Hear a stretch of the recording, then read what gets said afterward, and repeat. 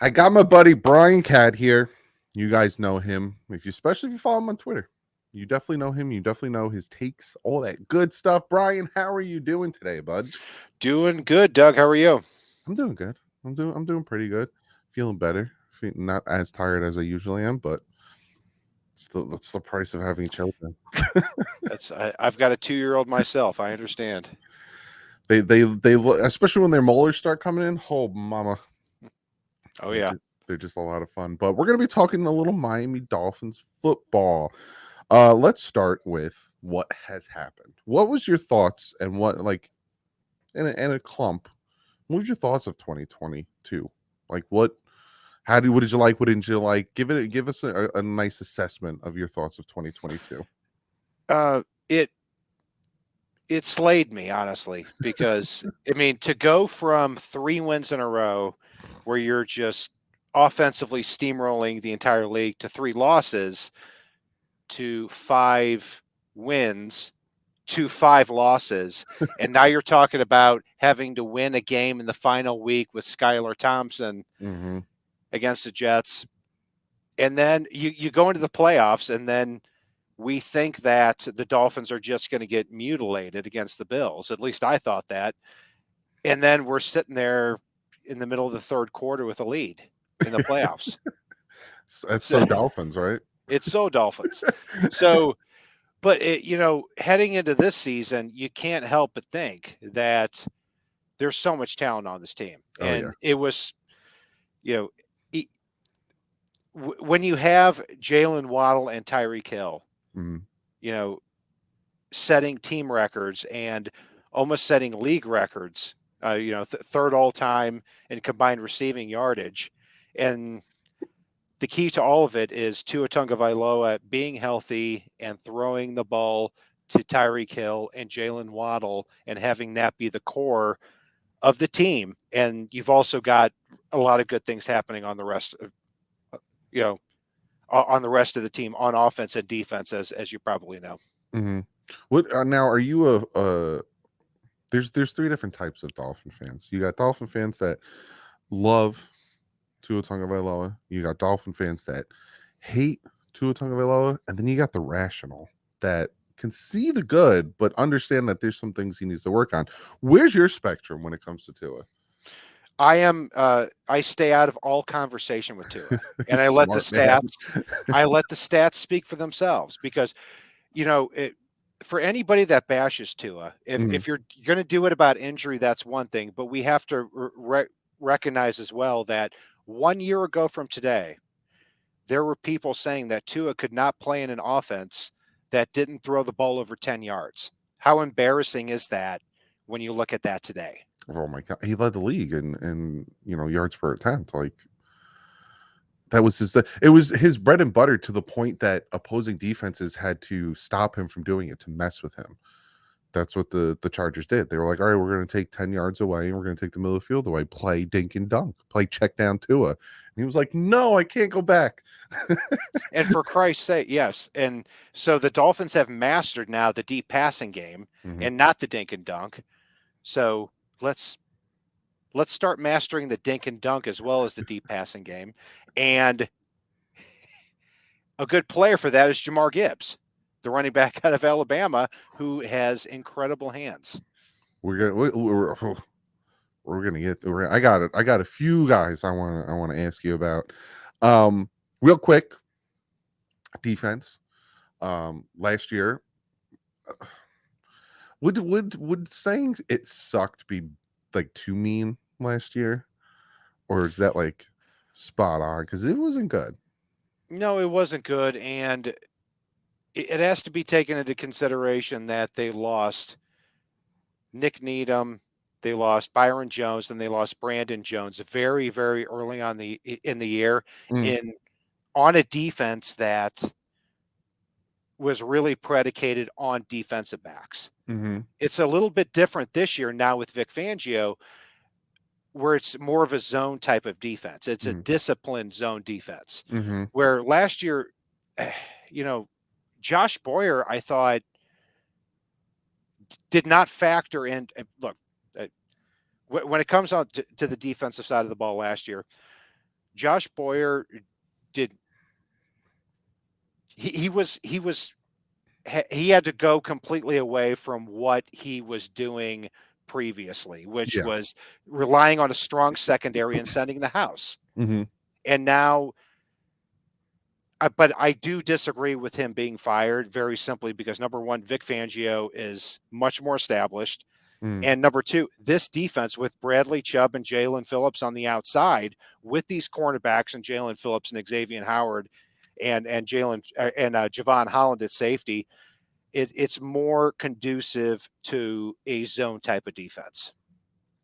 And that's kind of like Xavier Howard's bread and butter there. And I'm wondering, do you, because I think without having all the pressure of being the guy and having no one really around him, do you think he's going to get back to that 10 interception year? I'm not saying he's going to have it, but get back into that role of the X that we love. Because last year it was hard to watch because I'm a big X fan. Yeah, I mean, the injuries definitely played a factor, and he gutted his way through the season. Yeah. There's no doubt about that, and he dropped a lot of interceptions too. Mm-hmm. The also the reality he turns 30 in July. Yeah. And if he is able in this type of defense that doesn't put so much stress on the cornerbacks that a Josh Boyer defense did, I could see him, having a very productive, another 2 years here. Mm. And also, he played in his zone defense when we had those bungleheads, the Matt Burke and Kevin Coyle type of defensive coordinators before. He also played in his zone defense. He's played in all types of defenses. He just has to stay healthy and rely on what works for him, which is being a ball hawk. But, the reality of the NFL, as you know, is, once you get to 30 years old, it's bad for cornerbacks. And once you get to 32, which is going to be the case in a couple of years, it's even worse. Yeah, that's 100% true. Okay, now let's get to the bread and butter. We got what, a week and a half? 2 weeks. 2 weeks today to the draft. Now it sucks. You gotta admit, it does suck not having a first 2 years in a row. I know last year not having a first was because we traded it for someone dynamic, but this year it kind of, especially for someone like me who likes to live stream, it's gonna suck not having a first on that Thursday. But you brought up running backs, you brought up Gibbs. 51. First, let me ask you, are the Dolphins moving out of 51? Do you see them moving up, moving back? What's your thoughts on them around at 51? I've gone 3 different ways on this. Is on one hand, I think if you're at pick 51 and you also have just 4 picks in the NFL draft this year, you've got pick 51, you've got pick 84, and then you've got a 6th and a 7th round pick, which is, kind of throwaway picks. As far as draft picks are concerned, I'd prefer to trade down normally. Okay. Yeah. But also when I look at the draft board, I've gone back and forth between trading up for 1 or 2 players and saying just make this a one player draft because you have so few players. Yeah. Or staying pat at 51 and taking 7 to 8 players that I have rated in that spot that would make a lot of good sense for the Dolphins. To me, if you're going to trade up and you're going to, let's say you get crazy with it because the Dolphins have been not throwing away picks, but, trading picks for Bradley Chubb, for Tyreek Hill. Yeah. They're not, they're being, as far as draft picks, they're willing to go for quantity or quality over quantity here. So if they were to trade up, DeJuan Jones, the offensive tack from Ohio State, would be that guy for me because it's the quickest way to solve the right tackle position. Where do you see him going? Where would they have to trade up for him? I would see, because he's a weird guy because he is guy. A massive dude because he's 6. So the story with DeJuan Jones is that he's 6'8" during the season, 6'8", 355 pounds. And then at the combine, he shows up at 374, but Mm-hmm. runs under a 5.3. Mm-hmm. And also at Ohio State this past year against great competition, allowed no sacks with 5 pressures. That's incredible. But also, he went to his pro day and wouldn't get on the scale. So teams were concerned that he had ballooned up to like 390 pounds. Mm. So he has great tape. And normally I wouldn't advocate for the Dolphins to trade up for such a player. But when you talk about protecting Tua Tagovailoa's blind side, it's got to be this guy, because after the first 4 offensive tackles in this draft, I I don't I don't see a guy that's going to fix the problem along the offensive line. Now, are you worried about his weight? Because obviously, if we can get Jones, that would be fantastic. But a lot of what I'm hearing is, can he fit and run in that zone scheme that we're doing? It's kind of like the Solomon Kinley aspect, where we just let him go because he was big. He was a huge, dominating offensive lineman, but he just couldn't move laterally. Is that a problem with him? Could he fall because of his size and weight? Yeah, yeah. So you've touched on 2 really good points there. Is as far as a wide zone scheme, Mhm. they ran that at Ohio State, Okay. and he pulled that off. But it's different in the NFL. Yeah, much quicker. Yeah, right. And Solomon Kinley could never. I mean, he was a fat slob to begin with, and that's why he's out of the league.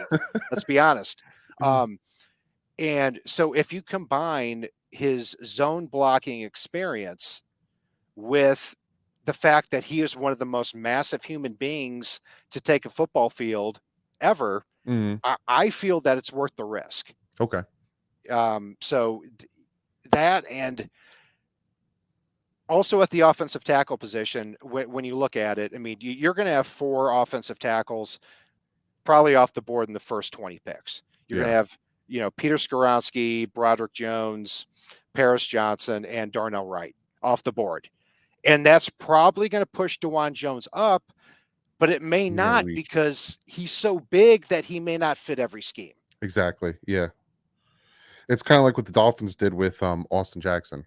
All of a sudden, all these tackles came off the board. We were screwed. We wanted to move up ahead of the Saints. We couldn't. And then we were like, we'll take Austin Jackson, because if we wait until later on, he might not be there. So that makes sense. That makes a lot of sense. You touched upon running back, and I want to talk about running back, right? A lot of people see our running back room. A lot of people see the fact that we brought back all 4 running backs and think we're good. We're not doing anything at running back. I disagree. I think with Savon Ahmed and Myles Gaskin, those are guys that you easily can just be like, see you later. We're gonna add somebody. We're gonna add a Kareem Hunt, right? And then you guys, sorry, he's just a little bit better. Even in the draft, you brought up a name in Gibbs, who could be there at 51. Do you see the Dolphins doing that? Would you be happy with them taking a running back at 51? And there's even a possibility they could trade back a little bit and still get a guy that I'm looking at in UCLA, Zach. I keep butchering his last name. Zach Charbonnet, yeah. Charbonnet, thank you. Yeah, That's why I so have you guys on, because then I get you to say the name first, and then I say it. yeah, so Bijan Robinson is clearly going to go in the first round, Yeah. and then Jahmyr Gibbs is clearly going to go in the second round. Mhm. If he fell to 51, I would be elated with that pick. Mhm. I would have a couple of players ahead of him, just a couple though. DeJuan Jones being one, and also Osiris Torrance, the guard from Florida as well, and to kick Robert Hunt out to right tackle if the Dolphins are open to that. But Mhm. after that, yeah, I would be ecstatic with him, because after Jahmyr Gibbs, it starts to fall off a little bit. Zach Charbonnet is by far the best running back, the 3rd best running back in the entire draft. My question is, with the Dolphin scheme, does he actually fit? Mm. Because he's kind of laggy. I prefer Tyjae Spears from Okay. Tulane, not because he's a no nonsense one cut type of running back, but that doesn't mean Charbonnet couldn't fit in this scheme. And he's been an unbelievably productive running back, not just for UCLA, but back in 2019, with Michigan. I mean, he ran for almost 1,000 yards 4 years ago with Michigan. Mm-hmm. And he's an incredibly powerful and creative running back for his size. Another position, and this is one that I've been looking at, and this is when I started jotting down names and stuff, is tight end, right? Dolphins need a tight end. We have 3. I wouldn't be surprised if the pick at 51 is tight end. I wouldn't be surprised, again, situation where someone wants to move to 51, we could drop back, we can get some other types of tight ends. In our range, right? Because you have Dalton Kincaid and Michael Mayer. Those guys are probably going to go ahead of where the Dolphins pick at 51. But then you have like Darnell Washington, Luke Musgrave, Sam Laporta, and Tucker Kraft. I'm starting to, I want your opinion on this guy, Tucker Kraft. I'm starting to fall in love a little bit with Tucker Kraft.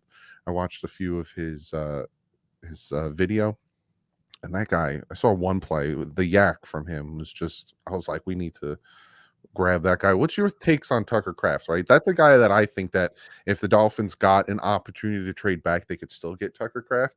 What's your thoughts on him? I'm right there with you because at tight end, I'm in that 3rd round area as far as value. And Okay. I'm not sure if you have a mini fridge where you are, but if it went unplugged and started running that and detached from an offensive line, that would be Tucker Kraft. And I mean that in a good way. I mean, you're talking about somebody who runs a 4.6, Mm, who is he has great contact balance and is really good after the catch. mm-hmm. So I like, yeah, you're right in what you said there. Michael Mayer and Dalton Kincaid are probably going to go in the 1st round. Yeah. Darnell Washington seems to be the apple of a lot of Dolphins fans' eye in the 2nd round. I'm I would souring go on. in the 3rd round Yeah, I'm sour. I'm for him. souring on Washington a little bit. I like that he's like a giant human being, 6'7", and he ran a 4.64. But to me, he's He's lumbering. you're just going to tell him to go. You're not going to tell him to run any, plant your foot left to right because he's very clunky. It's kind of like having Yeah, Sasquatch as your tight end, essentially. exactly. And you know, the common thing that's said about Darnell Washington is that he is basically a 6th offensive lineman. Yeah. And my point is that he better be a 6th offensive lineman if you're drafting him in the 2nd round. Mm-hmm. And what you said is right there is that uh, the reason I'm interested in a tight end for the Dolphins in the 3rd round is because of the depth of the class. I Mm-hmm. see 6 tight ends that I would be elated to take at pick number 84. Mm-hmm. Mayer and Kincaid are going to go in the 1st round. And then you've got, Washington, Musgrave, Tucker Kraft, and Laporta. If one of those guys falls to the 3rd round for the Dolphins, I think that's an easy pick. Yeah.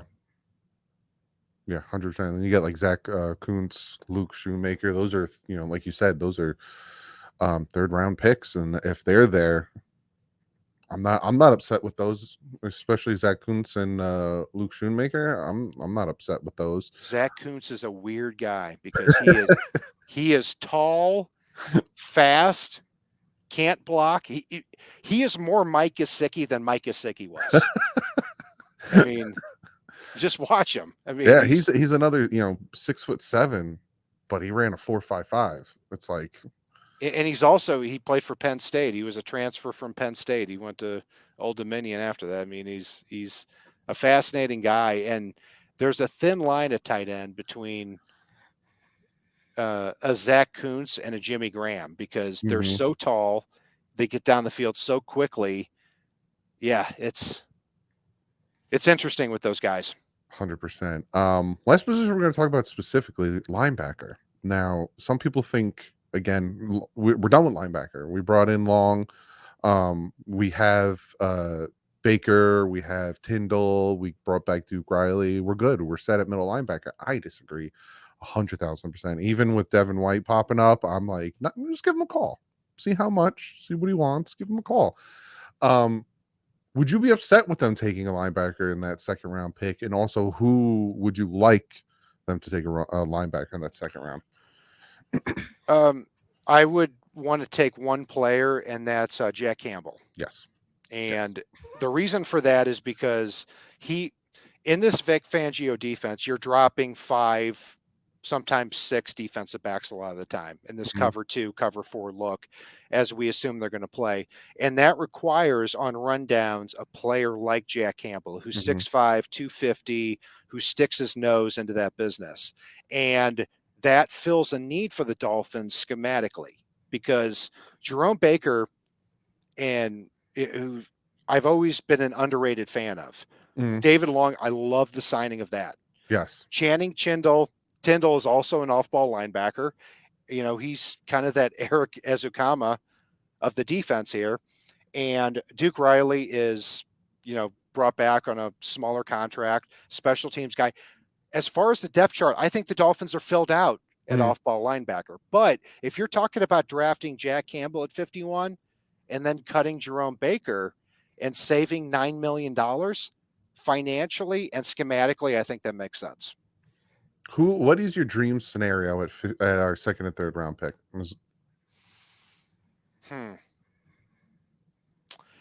If I had to pick 2 guys, it would be DeJuan Jones at offensive tackle, falling to 51. I don't think he will, though. Mhm. That's the confusing thing about it.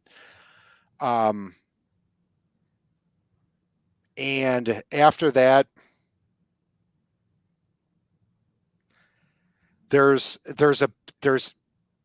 I'm going to say Tyjae Spears, Okay.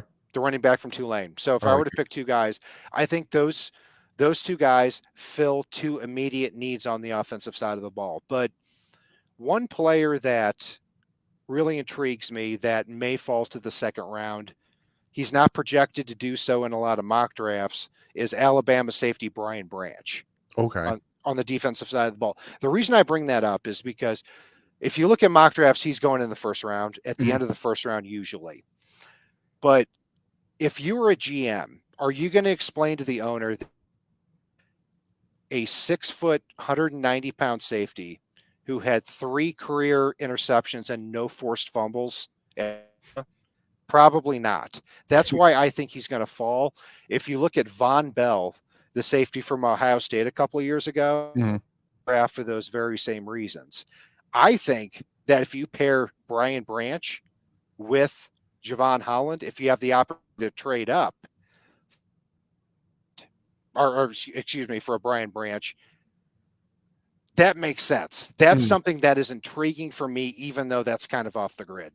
Yeah, that would be incredible, because if we Brandon Jones coming back, and then Ron McKinley, and then we add Brandon Jones, guy who ruffled a little feathers with his Twitter remark, but yeah, but I wouldn't be surprised. The way I saw it, and I explained this to a few people, especially when I talked about taking Jack Campbell if he was there at 51.